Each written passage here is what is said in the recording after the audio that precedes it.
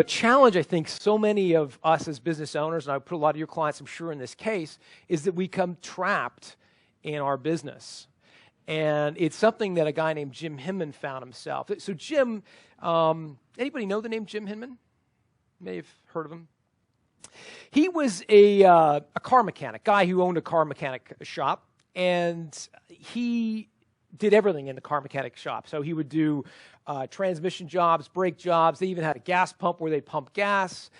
And every time that he wanted to grow the business, it hit the ceiling beyond which he just couldn't grow it. Because people wanted him. Jim was the master mechanic. People wanted, if they had something rattling around their car, they wanted to talk to Jim. And so as soon as Jim wanted to take a vacation, there was nothing left for him to do. The business stalled while he went on vacation and came back. And kind of a little resonating with this, your comment earlier, sir, about being away. And Jim Hinman sat back and said, what part of this business, fixing cars, could I scale so that it's not dependent on me? And that's really if you want to distill sellability down to its core, it's how do you build a business that is not dependent on you personally?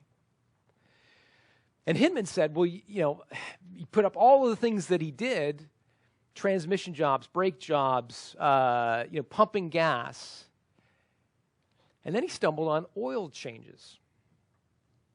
And he said, I can teach kids how to do an oil change. You don't have to have a master's mechanics degree and 10 years of apprenticeship to do oil changes. There's a formula, you can follow it.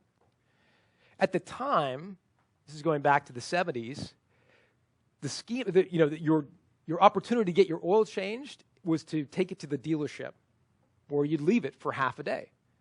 And then you have to sit in the lounge and wait for your car to be ready, or leave and come back. It was a big hassle. And Hinman said, if all we do is oil changes and we retrofit the bays out to make them get in and out quickly, heck, we could probably get people in and out in less than half an hour. That'd be valuable to customers. And the best part about oil changes is it recurs, right? Every 3,000, 4,000 miles, you need to get an oil change. So Jim Hinman starts Jiffy Lube. Obviously scales it up to be one of the fastest growing automotive service companies in the United States. Ultimately was acquired by Pennzoil Motor Oil Company. But what he discovered, I think, in his business, and what I challenge you to think through with your clients, is something that meets what I call the trifecta of scale. It's 3 attributes of a product or service that it has to have in order to scale. It's got to be teachable to employees. Hinman knew that he couldn't teach employees to do a transmission overhaul. It's got to be teachable to employees. At the same time, it's got to be valuable to customers. You could argue that you could teach a 16-year-old how to pump gas, but gas is a commodity.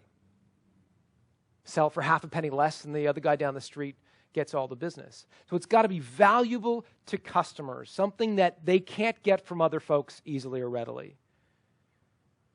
And number 3, it's got to be repeatable. It's got to have a reoccurring element to it. You can't be in the business of making wedding rings or caskets or anything that you only hopefully ever need once. You got to have something that reoccurs. And that's the trifecta. That's what I would encourage you to think through with your clients, both about your own practice, but also with your clients' businesses, about finding something that meets the trifecta of scale.